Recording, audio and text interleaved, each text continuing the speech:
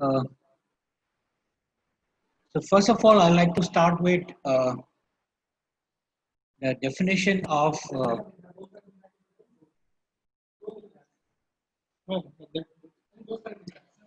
so it's coming.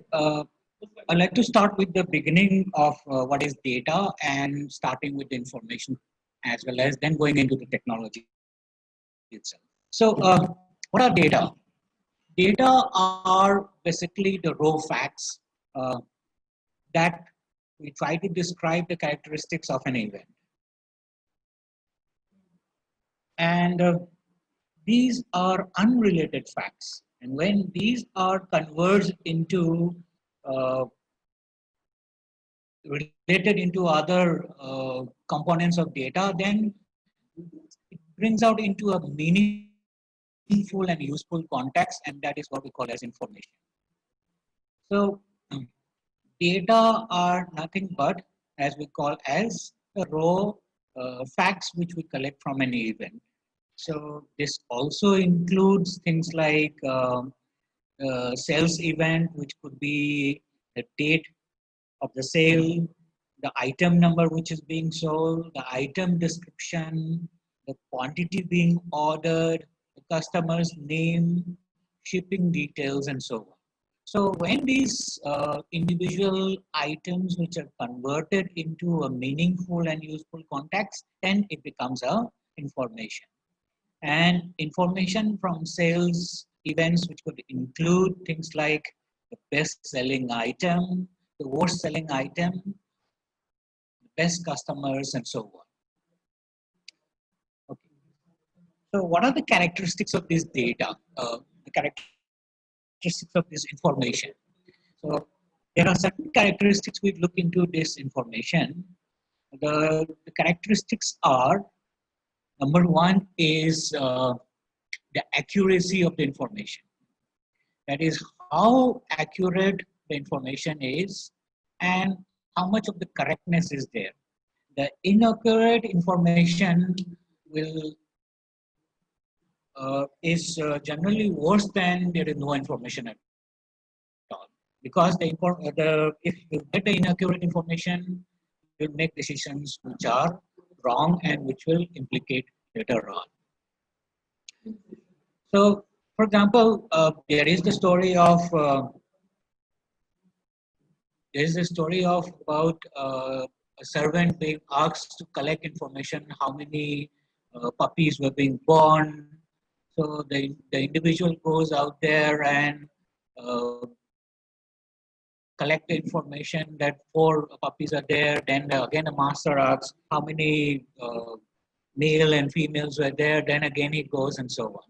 So the accuracy of the information is very much important out here. Second aspect is the verifiable information. The information which can be confirmed. Uh, in other words, here we try to find out whether this information can be verified, whether it is true or not.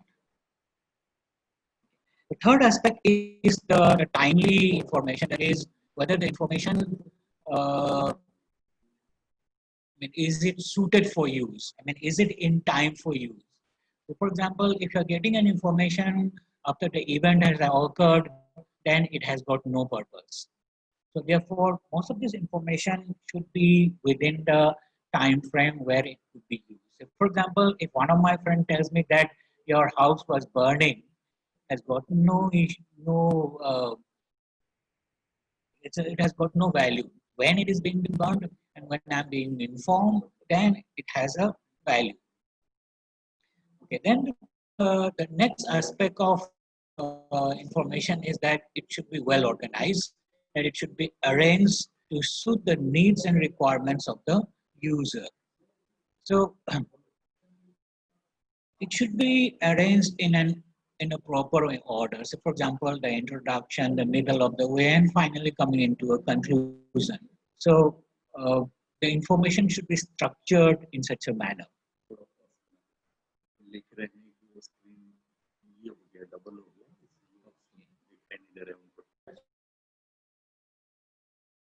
So the information should be arranged in such a way that it should be organized in a proper manner. Secondly, next thing should be that information should be relevant to the person who receives it. It should be meaningful. I mean, if I'm getting a lot of information which are not relevant to me, where I'm going to make a decision, if there will be a large number of information, and that will hamper in making a good decision, what do you call it, effective decision. And the last part is the cost effectiveness. The cost of producing the resulting information should be less than the value of getting the information, the cost of getting the information.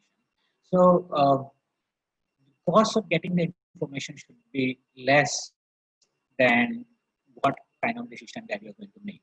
So, these are the characteristics of this information. And when combined with these characteristics of this information, uh, what we get is the coming into the next terminology, what we call as the information technology. So the information technology is basically the study as well as the design, as well as the development, the implementation, support, and management of the computer-based information system.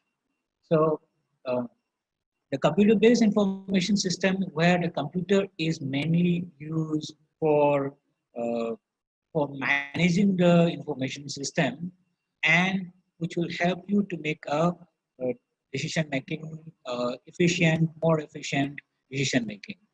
So by using particularly the software applications and computer hardware, uh, the use of the study, design, and development, and finally making into a decision. So this is where we try to use the electronic input, process those information, store those information, then we bring out an output and transmit those information and data which is being churned out in the system, and finally come out in the form of output, which may be in the form of text, graphics, sound, uh, video, as well as the ability to control other machines. So this uh, this will this forms our information technology. So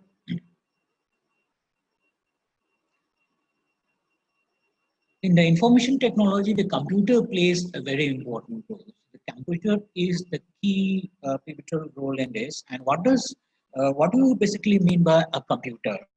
So when we talk about computer is basically an electronic device. We don't say it's an electrical device. We say it's an electronic device because it uses the electronic impulses in the form of switch on and switch off. And this is uh, the generally in the computer term what we call as the binary system, where the switch on and switch off is being used to send a signal. So the computer is basically an electronic device which is capable of performing the variety of operations, which are being conducted through a set of instructions or what we call as programs. So computer system, when basically we talk about it, deals with the six main components and what we call as the six elements. And these elements work interdependently. If you do not have any of these elements, the computer system will not work. So what are these elements? These elements are the hardware, software, the people who are going to operate on it, the procedures, the way how it is to be operated, the data which is to be manipulated or the data which is to be assimilated, and of course, the last one is the connectivity.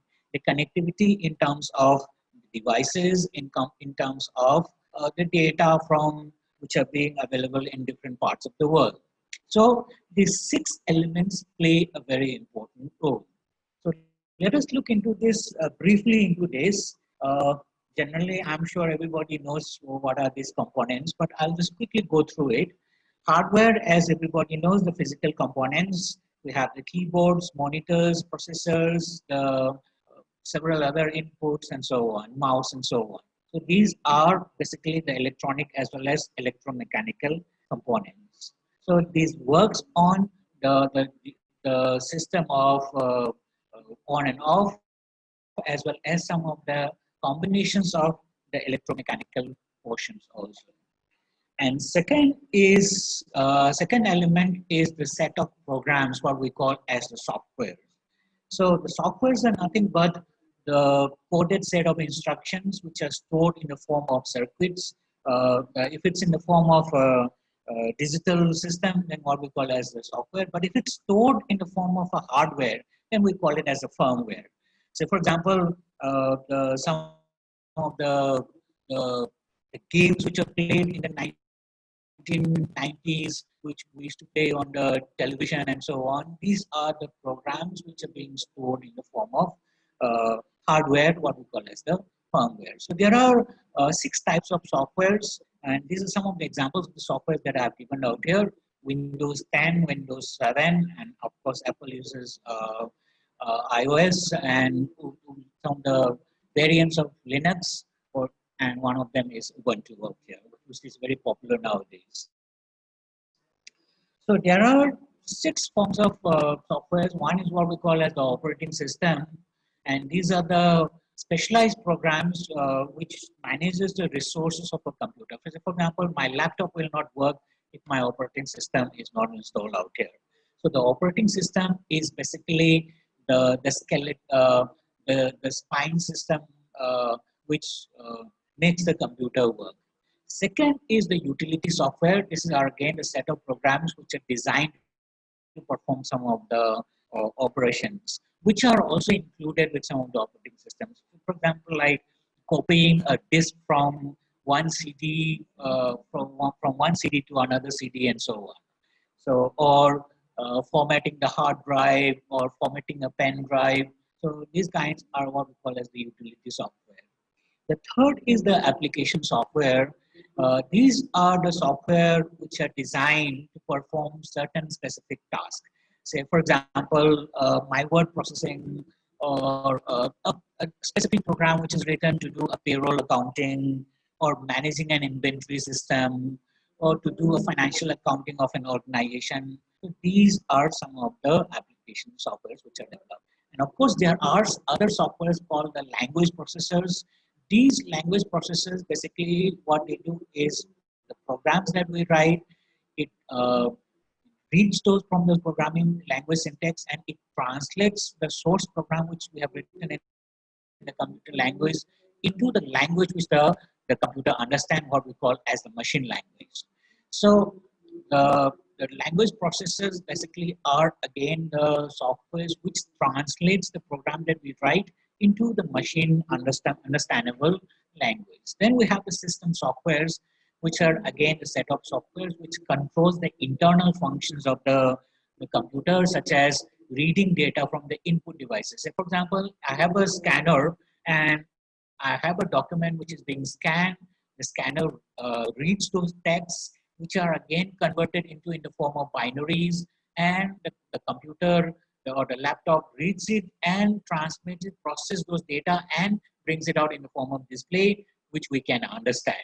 So the system software does these activities. Or say, for example, a data is being sent from one computer to another, and the system software reads those data and convert it into the data which we can read. And of course, then last one is the connectivity software. These are the programs which controls the connection between a computer and a server, so that the computer is able to communicate and share the resources of the server and other connected computers. So for example, if I send an email from my laptop to another computer, how the data is being sent from this laptop by breaking down into different smaller packets, and how it is being sent and how it's being assimilated out there and converted into the full email.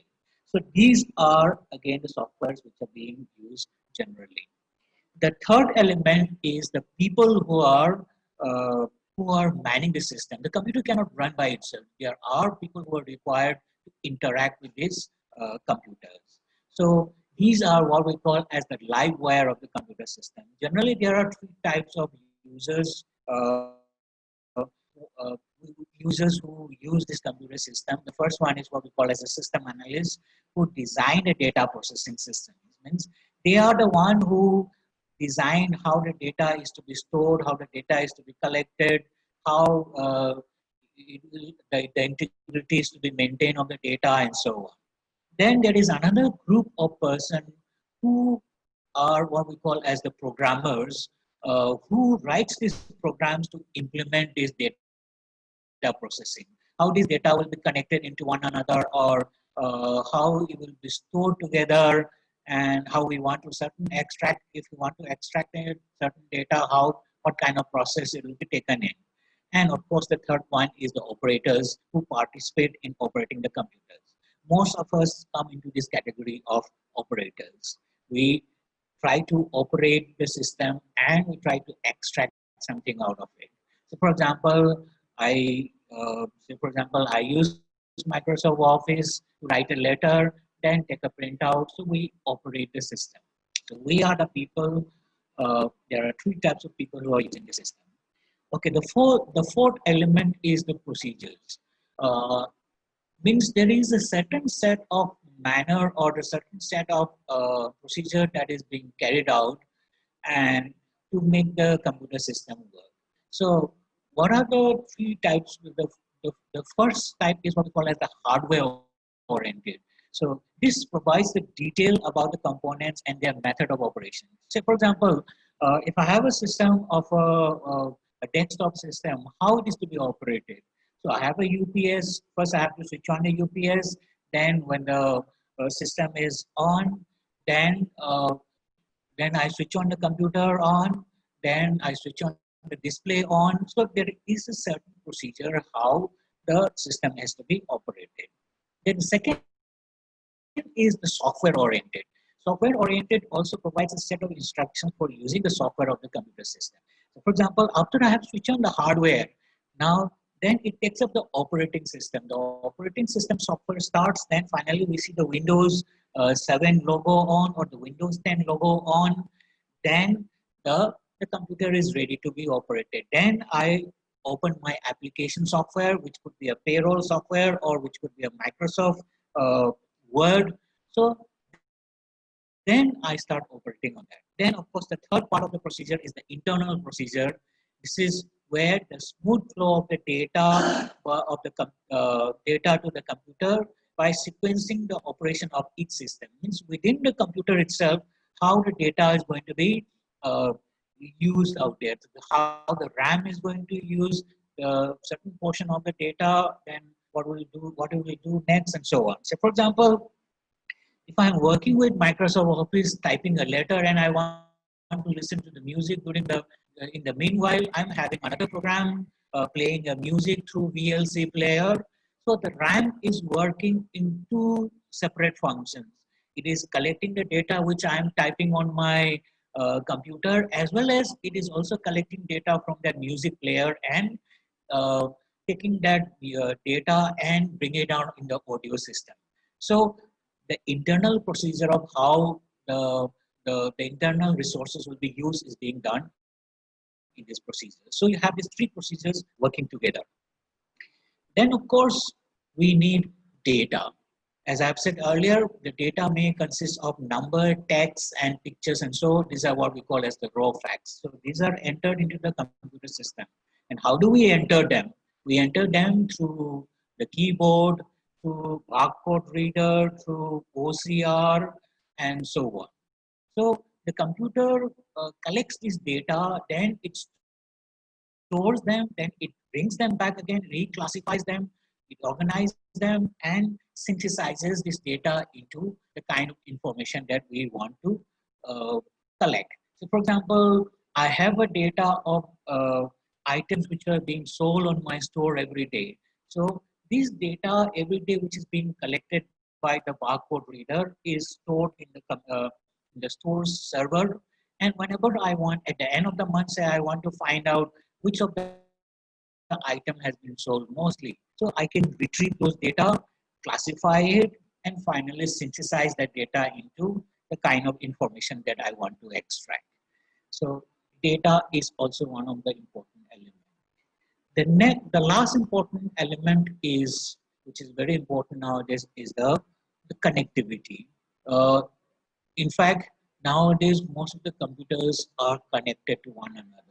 It may be through telephone lines, it may be through Wi-Fi, or it may be through microwave transmissions, which are again connected through satellite links and so on. So the internet has played a very important, or not only internet, but being the computers being connected to one another in the form of physical connection or in the wireless connection, so that the data can be transmitted from one another and collective work can be done. So these six elements play a very important role in the computer systems. Why do we use these computers? One of the things is that it can take a lot of instructions per second. So we can ask a computer to the amount of time that it takes to complete a task is very, very fast. So we always measure the efficiency of a computer on the basis of million instructions per second. So most of the computers now have 100 million instructions per second. And the second capability is the accuracy, the degree of exactness. It does not take into lump sum. It mostly take to the point of thousands and thousands and so on. Okay, the third aspect is the reliability.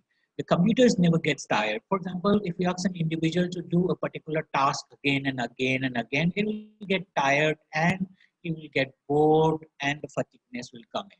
But if I program a computer to do a certain particular task again and again, the reliability is there. Means it will not get tired, there will be no fatigueness and so on. The fourth aspect is the versatility. Means it will able to perform several tasks together. So as I give you the example of playing a music while I'm typing something, or in the background running another program, so the computer are able to do multitask at the same time. And of course, the storage is again one of the major capabilities, meaning that it can store a large amount of data. For example, if you have to the what do you call the Britannica encyclopedia. I mean, if you buy a physical book of it, you require a large amount of space to store, and after some time, it will get corrupted also. But if you have to store it, it may come into a CD. So, large amount of data can be stored very easily. And of course, there are certain limitations of these computers. Also, is there. The main thing is that the computers cannot work by itself. So we have to program it. So it just follows the program that we make. So the computer does not have common sense. So it is the program that we give the set of instructions that we give that it follows. It cannot have its own common sense. Of course, we're talking about artificial intelligence and so on, but that also itself is are also the set of instructions that we take from several examples. Okay. The second aspect is that the computers, they cannot visualize, they cannot think on their own. So unless and until they are programmed to think in that way, that's where we talk about the artificial intelligence, deep learning, and so on. Uh, these are the new areas that are coming in, but generally, computers do not have any IQ. They cannot think, they cannot visualize on their own. They also lack the decision making procedure, because the decision making procedure deals with a lot of information. There is information data which is being collected and converted into information. You also collect outside knowledge. Then you also bring in a lot of past experiences, and finally you are able to judge within these alternatives. Computers cannot do that. So, but again, when it is only programmed, these are able to do so. But these are some of the limitations that we have within this system. Okay, let us go a little back into the history, how it has developed. Uh, you can see that during the Second World War, uh, in fact, within 1920 to 1940, that was the development of the valve technology. So the valve technology came out with you are able to integrate uh, some of the resistance and capacitors and so on. Then later on, the system of Mark, the computer, the first computer, the Mark II came out in Harvard University, and then UNIVAC and so on. So the computers generally started after the Second World War, during the Second World War, and uh, during the Second World War, and afterwards the development started by and large. So by 1980, the computers became much more smaller, and uh, by 1980s also the internet technology also started. I'll be telling about internet in another slide. So this is where the Netscape Navigator and the email started off during the 1980s. Then of course the iMac, then the laptops came in, then during 1990s, that's where most of the internet technology has gone up to the maximum. That's where you see the development of Wi-Fi coming in, then the Google, then Wikipedia, and so on. And the laptop technology also became much more advanced. After 2000 onwards, the mobile phone technology also became uh, more robust. And you see there is a steep climb in the technology, how it has been evolved. And by 2020, we have reached into the pinnacle of, we talk about things like Murphy's Law, where the technology keeps on doubling uh, every 5 years and so on. So what we have come from 1960s, 1980s onward, there has been quantum jump in the development of information technology. Okay. Uh, the second infographic that I wanted to talk about is the internet, the history of the internet. I'm sure most of you also know the history of the internet. The internet started off with some of the universities linking with some of the universities linking with CERN as well as the US Defense research group in during 1970s, and it was called an ARPANET, and it was basically meant to share information of research work. But later on, during those years, the internet connection was very in the infantile stage, and it was not that robust.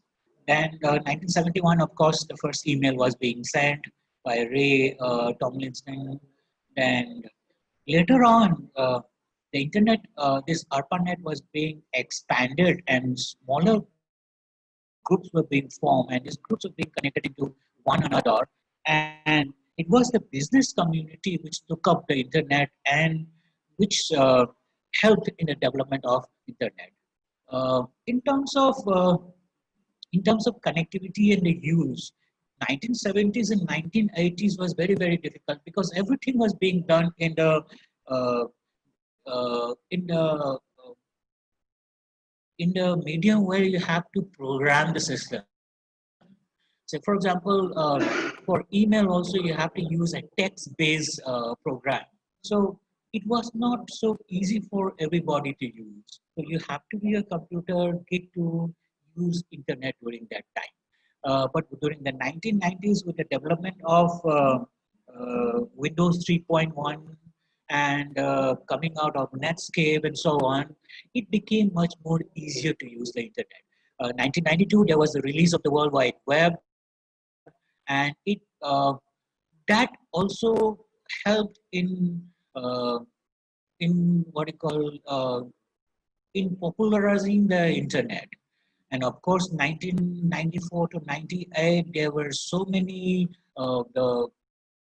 elements came out. Yahoo gave out the free Yahoo Mail, and the Hotmail was very much popular during that time. Uh, so that also brought about a lot of connectivity to all the systems. And from the year 2004 to 2006, that was the development of the social media. So the Facebook, YouTube, Twitter, so these became more popular. And of course, the number of people using these systems were uh, much I mean, it became much more. And of course, the development of mobile technology, which enable connectivity, and especially with the coming up of the iPhones and the mobile web, also increase the connectivity to the internet, and as well as connectivity to several other services. So if we look into the chronology of the development of the mobile phones, if you can see that the most of the mobiles earlier was very bulky and it could only do communication in the form of the voice. It did not, later on, of course, the text was being enabled. The mobile technology was developed, it was being used by the Motorola company, and later on the other systems came up. So up to 2000 onwards, it was mostly the text based, and of course the screen was very smaller. And of course, as the time grew up, there more multimedia was being enabled with the development of YouTube, Facebook, and so on. More of the mobile or most of the internet technologies were being used in the mobile, and by now we have a standard system of mobile phones where the screen is much larger and you have the capability of typing on the screen itself. Earlier, of course, this was not there. Now we have standardized system. So if you can see again the mobile phones, it was much more clunkier earlier. We have the very well-known Nokia. Then the larger of the Nokia also came out, and of course the right now what we have is the standard size which is being used out here. Okay, so now behind the background of all this, let's go into the IT and its applications in tourism and hospitality. Uh, there is one person who has raised his hand. Should I take up the question now? Okay, somebody has just raised a hand. I think I'll take up the question later on. Let me let me go on to the second part of my presentation. My second part of my presentation, behind the background of this, is how the IT and its application is being used in the tourism and hospitality sector. Um, we know that the information technology has changed the overall system of how the business are being done in the all over the world, with a lot of tools and using a lot of methodologies and functions. And it also has facilitated into the strategic management of the organization as well as the stakeholders in order to achieve the long-term goals as well as to create a competitive advantage of the companies.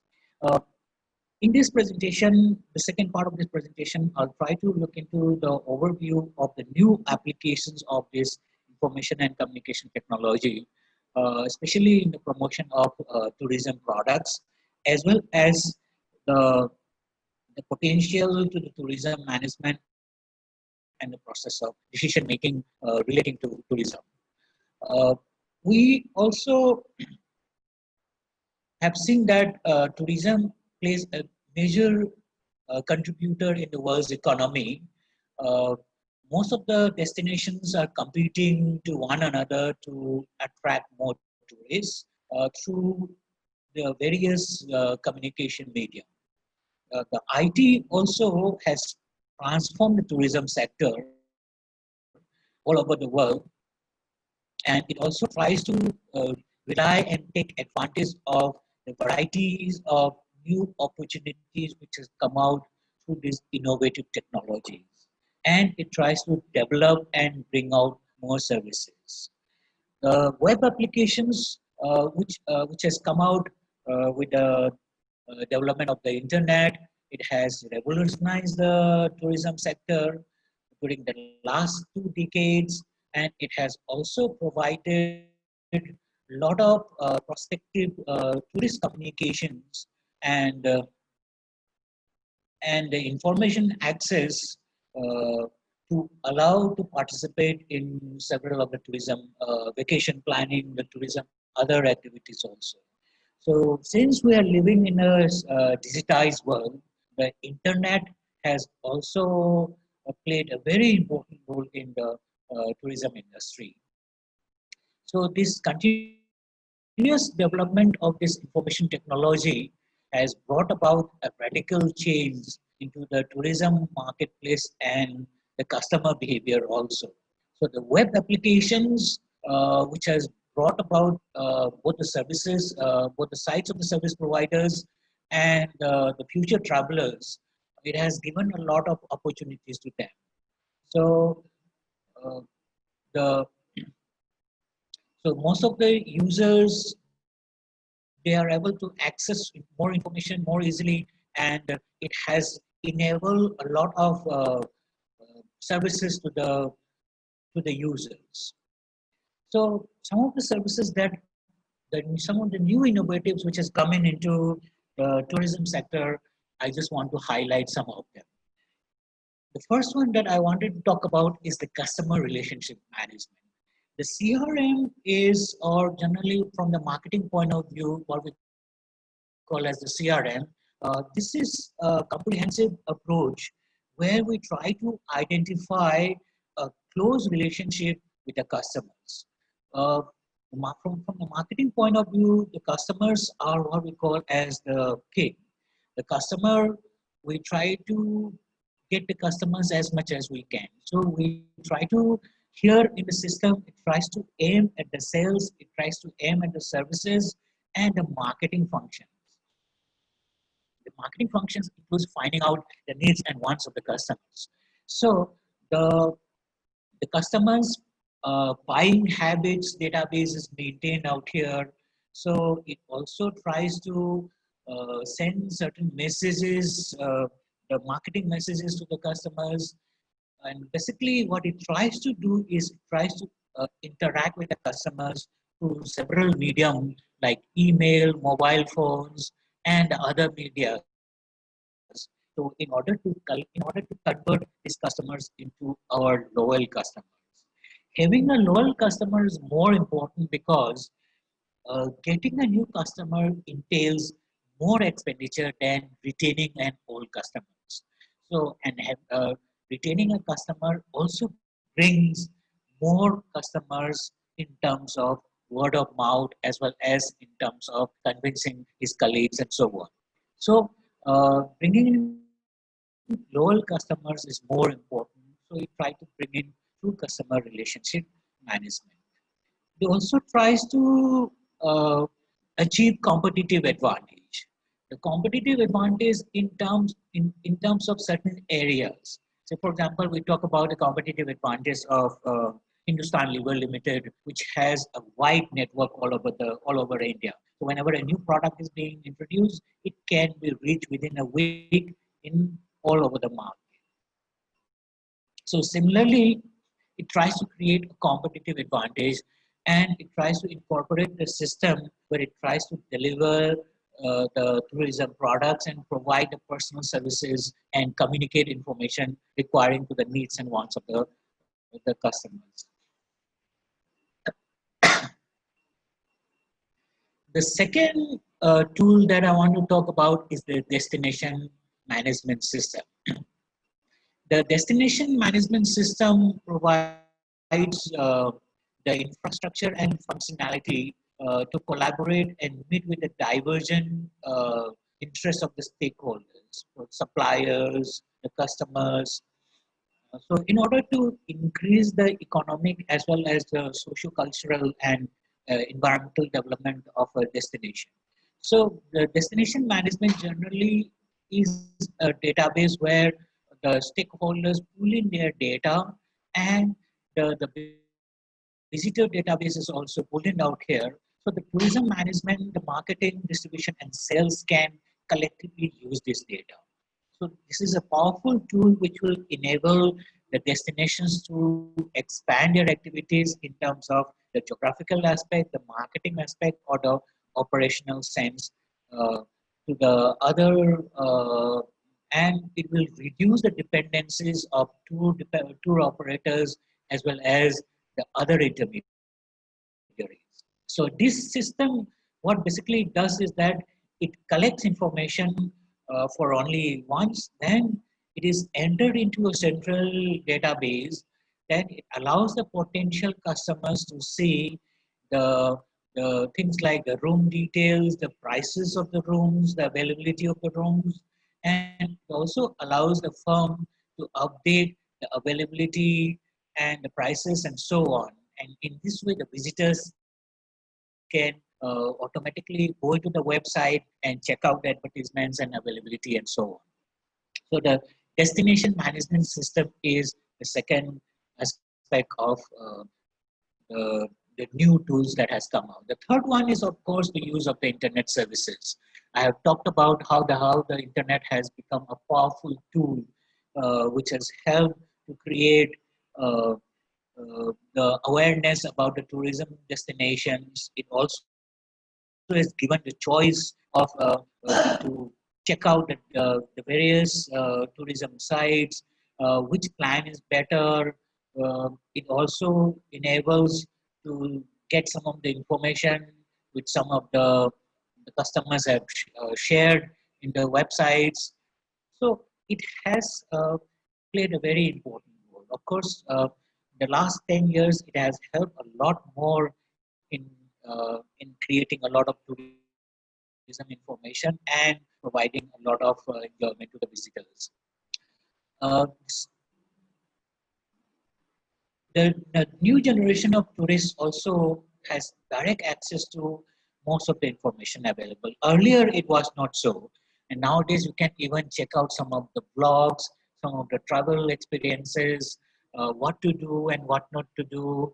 So the quality of information, the contract with the suppliers and services, these are readily available. So the way how you can plan out your packages, the last minute checks and so on. So the internet has enabled a lot of services in this way. The third, the fourth uh, medium which has come out is that the social media. Because of the development of the web and the web 2, there is a lot more interactions in social media. Facebook, WhatsApp, uh, Twitter, the social networking sites, some of the podcasts, the YouTube. So these are giving a lot more of transparency. So they are also telling about the new tourist sites, the places which have not been visited, some of the new things to be try out. So there is a lot of personalization and experience which is being shared in the social media. It also is creating a connective bond to the users. People who wants to go to certain place already has a feel about that place and so on. And this is also an medium where a lot of marketing also takes place through marketing messages and the way how people are exchanging information, photos, views, and so on. And of course, there is a lot of vlogs which are being put up by the bloggers in YouTube, especially in the new about new places and so on. So social media is again one of the area which needs to be which is being used. Uh, the next the next tool which has been generally used is the mobile applications. So mobile applications nowadays are being used to collect information about the desired destination, the services which are being provided, the point of attractions where to go, they're finally going to visit, and so on. So the web-based decision support system applications on the mobile devices are also some of the excellent aids which will enable the users to reach into the travel information of interest or some of the location-based services like where the hotel is being located. When you're going into roaming in an unfamiliar environment, uh, what are the places where you can find the next ATM and so on. So the several activities like booking air tickets, booking hotel rooms, uh, the safety requirements, some of the feedbacks. So these mobile applications are also giving a lot of information. Using of the GPS functionalities in terms of going to a place where you have where the user has never been. So the tourists are using a quite lot of information through these applications anytime and anywhere. So the mobile applications are also uh, has been widely used in this sector. Okay, the next area which is being used is the mobile augmented reality. Uh, this is an interactive system. Uh, this is an interactive system where in a simulated environment, we try to uh, which we try to improve.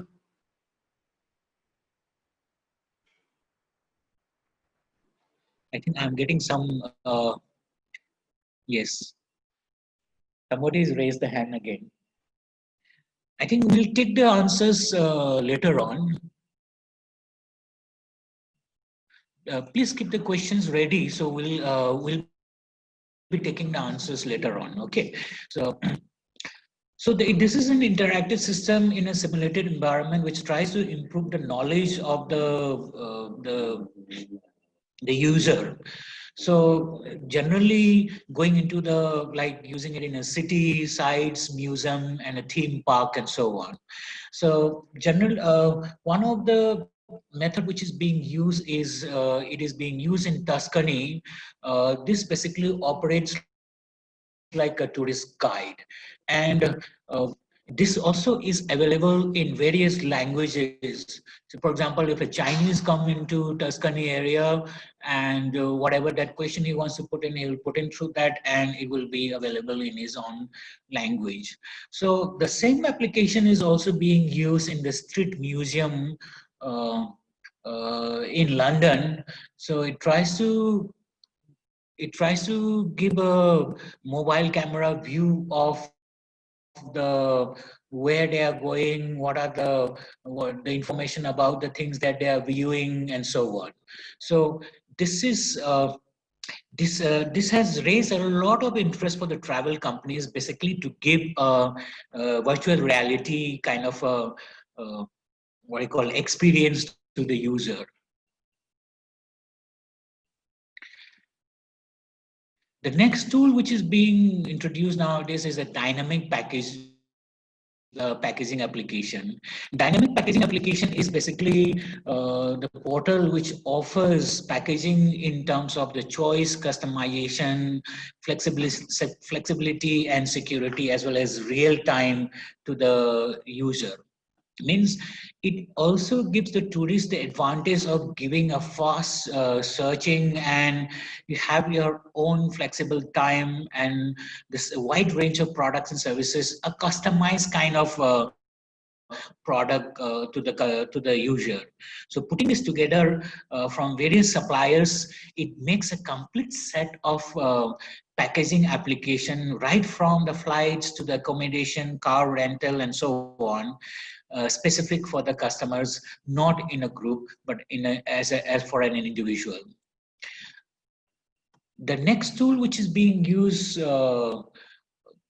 nowadays is the web marketing or the digital marketing. So this is the most effective and convenient form of marketing. This also helps in positioning of the tourism products, and it also makes it more accessible to the users. Various forms of tools and techniques which are being used in web marketing are the email marketing, some of the banner advertising which can be found in most of the emails, the newsletters which are being sent out to the users, the search engine optimization, the directories. So these ensures that the website which is being put up is accessible most of the time and highly relevant in the results of the search engine of the users. So basically why we are doing this is that we want to it wants to make the site to be ranked highly, or in terms of whenever we do a search engine, it comes out in the first 10. So or it comes out in the first page itself. Okay, so that the users input a keyword and the search engine brings out that particular website right in the front page. So in that way, the customer is able to access to that website and make a decision quickly. The another tool which has come out recently is the Geographic Information System, or the GIS. The GIS, most of the companies have started using GIS on their web pages, and customers found them to be very, very useful. So, for example, when the customer is coming to a new city and trying to find a hotel, so GIS helps it to locate it where it is, where the hotel is. So in this way, most of the companies are using the geographic information system uh, to tag their companies and websites. So most of the tourism organizations and destinations are benefiting by partnering with the GIS companies, and this also is bringing out a lot of economies of scale. It is also contributing to the modernize as well as offering quality services to the existing tourism products and services. So this also has led into the increased visibility and promotion as well as distribution of the tourist product on a global scale. So it also enables some of the finding out of which one is the shortest path or the shortest distance or the fastest route. So it informs also about the geographical condition of that place, the humidity, the altitude, the population of that place, and so on. So in a way, it gives you a lot more of information, which helps the tourist to make a decision on the basis of that. The next tool which is being used is the sentiment analysis. This is the process of extracting information on the basis of sentiments in the form of opinions, in the form of attitudes, emotions, perceptions, the human characteristics of the group that has come on and online. What are their sentiments? So it also tries to bring out the negative or the positive attitudes or the neutral attitudes of the persons who have visited the place. So it brings out the it's a kind of a data analysis process where the data is being extracted, processed, and finally come out with a certain information which helps in analyzing what are the sentiments which are associated with the place or to the services and so on. So this brings out some of the analysis from the users. The next tool which is being used is the loyalty applications. The loyalty programs are quite popular nowadays. So whenever you go into even into most of the shops, the retail stores and so on, generally what they do is they take your mobile number and later on they give you a card, and later on says that if you have number of purchases, the bonus points comes in and so on. So these are what we call as the loyalty programs. The loyalty programs are also integrated into most of the mobile applications. So the purpose is to attract as well as retain and to make use of the personalized service to the customers. So most of the business are finding these new customers on the basis of this and the requirement of and so that it creates a long-term loyalty program. So for example, some of the airlines has the frequent flyer programs. How many times you book in the same flight, and if you book on the same flight, you get certain bonus points and so on later on, which can be used to buy another ticket and so on. So these are some of the loyalty programs, applications which are being developed, which can be used in the mobile phones as well as in the internet to attract the customers. Okay, the next tool that I'm talking about is the tourist assistant applications. These are some of the apps which are being used to provide information, transportation options, kind of a tourist guide to the person who is using it. The tourists will able to see some of the information which may be in the form of pictures, maps, time, the sites which can be visited. You can also interact with the pictures by tapping I like this or I do not like this and so on. So it also gives some of the services, the routing services that will be also responsible for calculating attraction of reaching a path. So so that you can create a pedestrian path so that the other or you want to find out some of the fellow travelers who are using the same path and so on. This kind of applications are being used in some of the areas in Nepal where from going from one village to another, for some of the tourists, they have built a certain pedestrian part, and by using the geographical information system, they can follow this part. The main thing difference from this item is different from the other applications, that you don't need to download this app. It works on the web by itself. Uh, the next item that I want to talk about is the self-service technology. The self-service technology is the technology which allows the user to produce a service without, which is independent of the direct service of the any of the employees which are being used.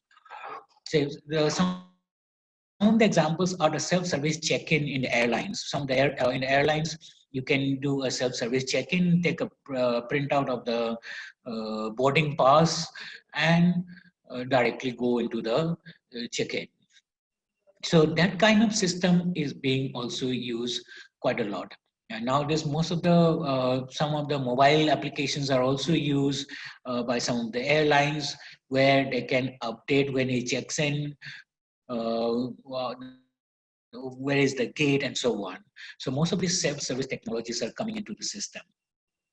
Okay, another thing that is coming up nowadays is the Internet of Things. The Internet of Things is that technology where you have the cloud services, or the data is being stored in different sources or different places, where the physical devices and everyday objects are connected into one another by using sensors, and they can communicate with each other. They can interact with each other. They can gather and disseminate data and make analysis of this data accurate and real time, and make a decision on the basis of this. One of the example of this is, which is being used in the hotel, is the use of the smartphones, which can be used to access to the guest room. The electronic key card is also one of the system where on a mobile phone, without wasting time, it can send out directly to the room, uh, and say, for example, adjusting the light, temperatures, and so on. So in the Internet of Things, a lot of devices are connected to one another, and it also tries to operate things on the basis of these connections, and collecting data and analyzing on the basis of that. And of course, coming to this, the next one is the guest service technology, which is being used. Some of the trends that are being used in the hospitality industry is uh, to ease the room maintenance, to reduce the cost of maintaining the room, and to maximize the customer service. So one of the example that is being used is, for example, in the refrigerator in the room, in the guest room, if the food is being taken out, a sensor will automatically read a particular item has been taken out, and with a microprocessor, it will store the price of the particular item, and it will be automatically billed to the guests out there. So when the item is removed, the system notifies the item being consumed and send charges directly to the server, and it tracks the inventory, and the item also will be replaced immediately. So this kind of technology is also being used. The Another system which is being used nowadays is the wearable devices. The wearable devices include devices like the smartwatches, the smart glasses, the smart headband, and so on. These smart glasses or the smart glasses are also used in some of the areas like museums, galleries, theme parks, and so on, where they activate the digital content. So, for example, if I'm looking at a picture of Mona Lisa, it will give the information about the Mona Lisa and so on. Just like as in the video games and so on, the glass displays by looking to the item, and we enjoy kind of the interactive service with that. Uh, So some of the museums like San Francisco's the Young Museum also allows the visitors to participate by looking through the Google Glass. And of course, coming into the last one is the smart cities. The smart cities itself is an internet-enabled system where you have most of the services connected with the internet and so on. Some of the examples of the smart cities like Amsterdam, Barcelona, Brisbane, Dubai, and Seoul, they all have the state-of-the-art cooperative platforms where they are connected into each other. Things like smart parking, the intelligently synchronized traffic signals on many of the signals, which are trying to reduce wherever there's a traffic congestion, which traffic will be much more better to use, how to reduce the fuel consumptions by diverting the traffic to the less congestion area. So these are some of the tools which are being used in order to serve the customers.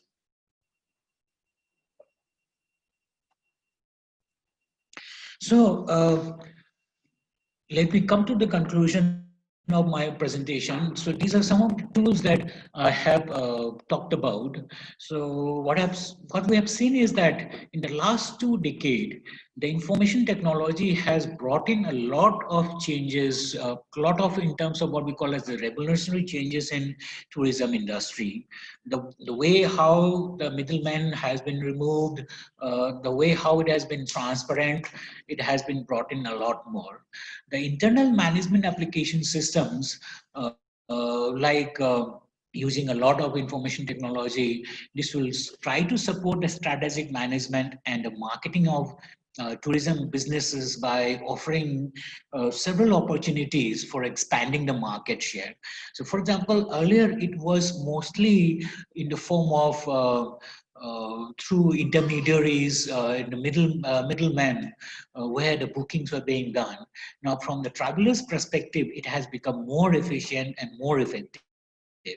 And in fact, the customers are able to get more robust information, and they are able to make better decisions. It also has enabled firms to offer a lot of services in the basis of value for time and money to the customers. So the customers are enabled to make several choices. Earlier, they never, I mean, the customers are not even aware of the alternatives which are available. So with the information technology, now the customers can have the choice of their time as well as the choice of the several alternatives which are available to them.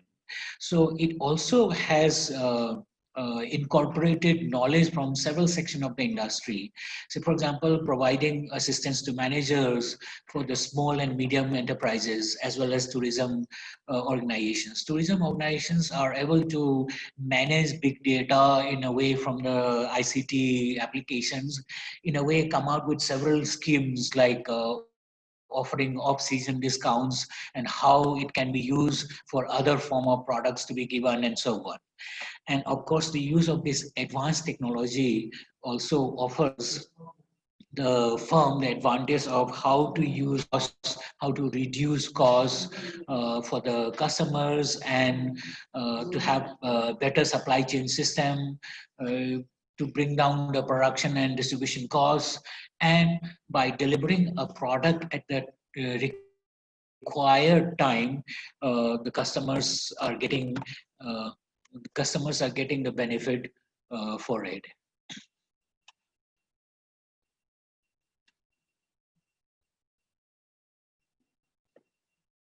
And lastly,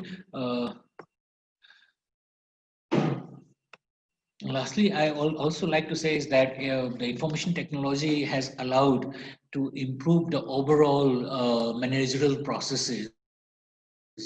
Uh, so in this way, they have also developed a quality service, the quality sales control, and finally adjust the product and services for the benefit of the customers. So it has helped in a way to revolutionize as well as improve the services of the customers. So with this, I would like to thank all the participants, and I would like to take the questions from now on. Thank you very much, sir. Who could have been a better person than sir himself to take on this particular topic on ICT? So, sir, we are really privileged and honored to have you on this particular sessions, and I am also very confident that all the participants, including ourselves, we have been highly enriched with the better understanding of this particular topic, as the way you have approached and gave us a holistic picture of of ICT in tourism and hospitality business. All of us, we have got to know many things about the use of information and communication technology and tourism in hospitality business. So from our side, we are really thankful to you, sir. Sir, with your due permission, there are many questions from the participants, but due to time constraints, we cannot take all the questions. So we'll try to take few of the questions. First question is from one of the participants who is asking, how do you think information and communication technology will decide the performance of an organization post COVID-19? Okay, the question is, how will information technology will decide the efficiency of an organization? Yeah, and the performance of an organization post COVID-19. Post COVID-19. Okay, thank you very much for that question.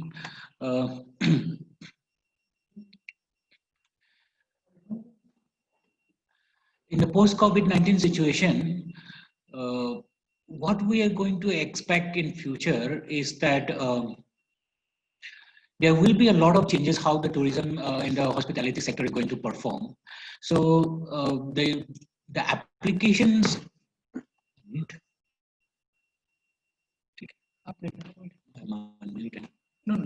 Okay. So what is going to expect is that there will be a lot more of applications coming into the post-COVID-19 situation, where finding out like the social distancing apps or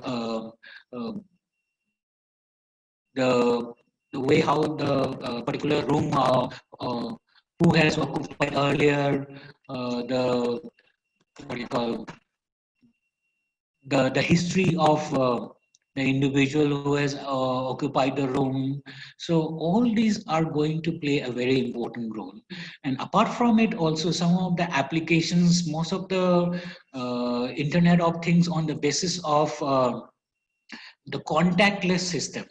So the efficiency will be coming out from most of these systems where things are being used in the form of contactless.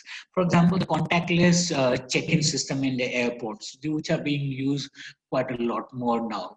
And of course, especially in the hotels and things like that, where in the check-in itself, the social distancing as well as the contactless system of maybe in the form of transactions which are being done, even giving out the key to the room. So how these are going to be done these are all going to be depend on the internet in the information technology and the way how our mobile phones are going to work on this.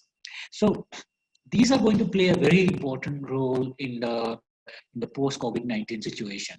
Uh, in fact, BBC has done uh, a survey on this, and most of the new hotels which are already in London as well as in Italy are functioning in this way. How the check-in is being done, when you have to move out, what are the things that you have to do, the information about in the post-COVID situation, what are the things that you have to take care of. So all this information are being passed on in this manner. So in the post-COVID situation, these are the apps which will be very much useful. Thank you for the question, which is very much relevant. Thank you very much, sir. So, you are saying that contactless will be the essence of the transaction now. Okay, sir. Next question is related to this ICT only. One participant is asking, he's got basically two parts. He's asking that if every organization starts to have transaction online, do you think that it will lead to some system failure? Because there will be excessive pressure on the system. And number two, he's asking, will there be a risk of data leakage or data hacking? Okay. All right. There is a system of server management. It is not that whenever we talk about server system of data management, data is not always kept in one particular location, and there is also a system of backup of servers and so on. So when one server crashes, there is another server which is to back up the system. So the users generally need not worry about the way how the what do you call, if there is a uh, if the server crashes, most of the data will it be lost or so on. So generally there is always a mirror server always working somewhere. So in that way, most of the systems are reliable. Of course, there are some cases where it has happened. If you remember a few years back when some of the Xiaomi was being sold on Am- uh, Amazon in India, there was a booking, and when moment it was being opened up, everybody tried to log in, and the server crashed out there. It had happened, but most of the time it does not happen in that way. Secondly, whenever we are talking about internet technology, there is always the fear of security is always there. How do we manage that? That we have to work on it. Always there will be someone who is ready to steal the data or try to leverage the data, or someone trying to damage the data. So there will be always elements who are trying to steal the data. So we are also have to be always ready to safeguard this data. So this is always going on, and ever since internet technology has started, it has been going on. It will continue to do so, and of course the level will keep on changing. So this will work. I mean, it will continue as it is. That means ICT can be trusted. Okay, sir. Second last question for this session is one participant, she is asking that the young generation or the present generation, they are comfortable with information technology, but as we know that most of the organizations, they are moving towards online transaction or totally becoming technologized. So the question is this: what about the old generation who may not be that comfortable with online transaction or online booking? Don't you think that this will have an impact on tourism business? Okay. Yes, this has been an issue which has been going on for a long time, especially the older generation who has not been enapt with the internet technology or as well as the modern technology of computerized system. There is some time taken in learning, and especially for the older generation, the learning curve is of course much difficult. Most of the youngsters right now from childhood onwards, they are very much exposed to this system, and they can readily absorb to this system. Okay, so now what is happening is that in fact there is a lot of programming which is going on, especially for those who are not educated into the use of computer and its systems. So to make them more adaptive to the systems, the programming systems are becoming make it much more easily understandable. So for example, most of the people are able to use a smartphone nowadays, even those who cannot read and write. So that's why most of the programs which are being written are using a lot of icons instead of words out there. So for example, someone who does not know how to read and write may know how to use Facebook.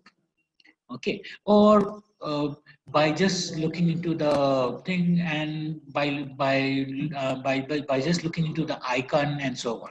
In fact, there are certain programs which are being written for the agriculture sector to be used by the farmers who has been never educated.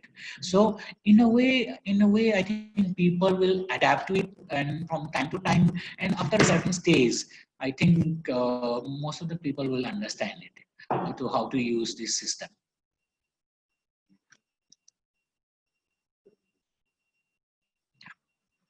I think So we'll end the session with the last question. yes. One person is asking, what is the basic difference between GDS, CRS, and the common booking portals that we use like yatra.com?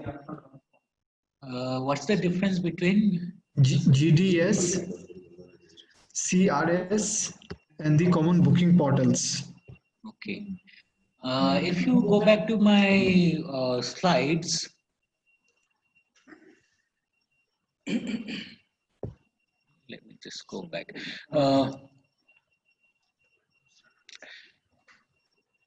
The common reservation system is basically the system which is being used in most of the reservation systems. If you look into the system of the reservation which is done by the Indian Railways, this is one of the major programs, and where large number of data and large number of access is being done.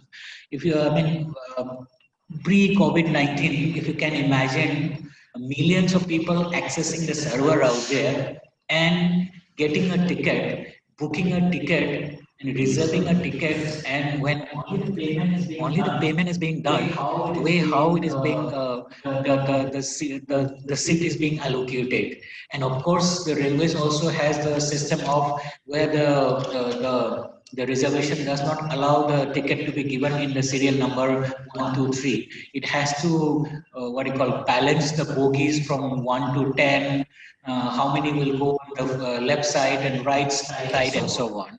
So the CRS does all these things, and it manages the live data and finally comes out with a, and apart from that also there is also an updation deletion of data and so on.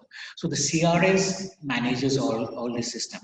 The DMS system which I was talking about, the destination management system, is basically about a destination, and in that destination the data is localized out there, and we in that city or in that destination, how much of the rooms are available, how much of the which are the sites to visit and so on. So it's a centralized pool which works together out there. So the CRS is more related. It may be, the example that I have given was for Indian Railways. It could be for a hotel, it could be for a museum, and so on. So it may differ from place to place, and it may differ from organization to organization. But the destination management system is again in terms of destination. Thank you very much, sir, for briefing us on this particular topic and making all of our doubts very much clear. So, again, on behalf of the Department of Tourism and Hospitality Management, Mizoram University, I would like to extend my sincere thanks and gratitude to Professor Alesh Sharma for taking time out of his busy schedule and uh, addressing all of us. Thank you very much, sir. So, with this, we have come to the end of the second session of today. We'll meet after 1 hour, that is exactly at 2:30, the third and final session of the day. Till then, you can have your lunch and see you at 2 p.m. So 2:30 p.m. Thank you.